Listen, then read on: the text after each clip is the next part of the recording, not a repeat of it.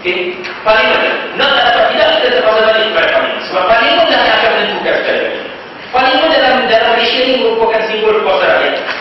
Pemilihannya dibuat oleh umum rakyat secara langsung. Kita bergaul Medan, pelantikan akan dibuat oleh di kawasan-kawasan Parlimen, ADO dan sebagainya. Jadi saya kata Parlimen ini dia akan reflect juga dengan ahli Dewan Undangan ini. Sebab apa? Sebab hakikatnya dia hampir sama.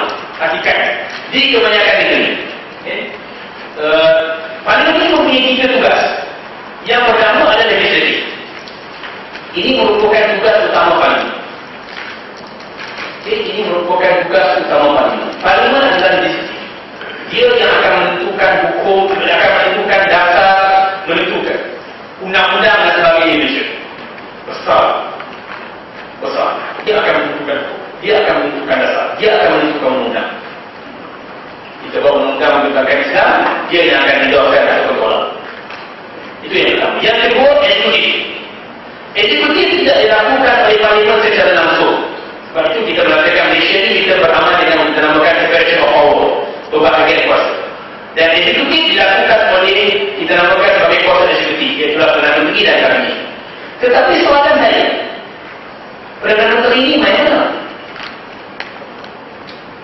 Perdana Menteri, kalau kat Mesir berbeza.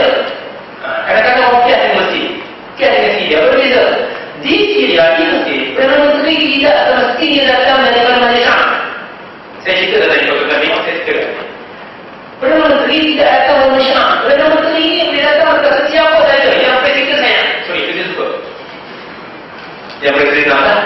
Walaupun orang itu bukan orang Malaysia. Di Malaysia, Perdana Menteri tidak boleh datang lain daripada orang wakil rakyat. Tidak boleh. Even orang majlis negara, orang Dewan Negara pun tidak boleh menjadi Perdana Menteri. Tidak boleh. Tunggang dia. Perdana Menteri mesti datang daripada Dewan Rakyat, ahli Dewan Rakyat, ahli Parlimen. Bermakna secara langsungnya pemilihan kita di kawasan-kawasan ini akan tak nak mencorak siapa yang akan menjadi kuasa eksekutif di Malaysia. Kerana daripada orang-orang yang kita pilih ni dah mereka akan bersetuju siapa akan jadi Perdana Menteri. Jadi kita nak dites kuasa eksekutif dengan kuasa di pemilihan calon ini, kita satu benda kita tak boleh dites.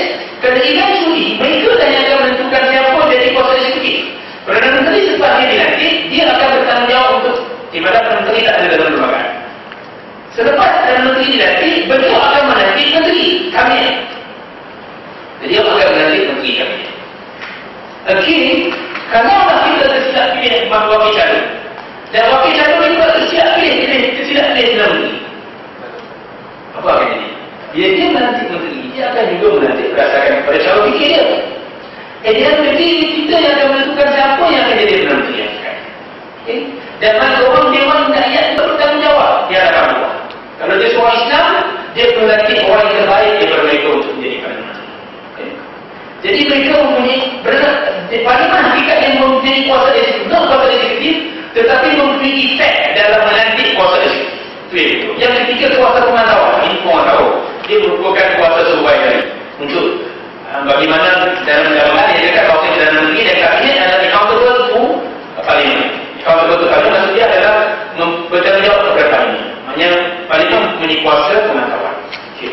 Apakah efek dengan financial? Kerana saya katakan tadi, kalau kita tengok balik, ketiga-tiga perkara ini adalah berkait rapat dengan pemilihan calon. Perdana Menteri dilantik daripada calon, eksekutif dilantik daripada calon. Bila mana dilantik Menteri, Menteri perlu datang daripada 2 dewan sahaja. Sama ada Menteri itu datang daripada Dewan Rakyat, Menteri dan juga usaha Parlimen. Mesti datang sama ada daripada Dewan Rakyat ataupun Dewan Negara. Setakat ini di Malaysia, orang akan memilih Dewan Rakyat yang banyak dari Dewan Negara. Menteri yang dilantik secara Dewan Negara senator itu orang tak ramai. Yang kebanyakannya adalah lantik dari Dewan Rakyat.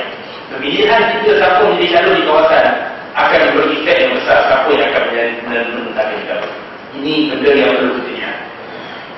Perlu melantik seorang yang memang mengikut ajaran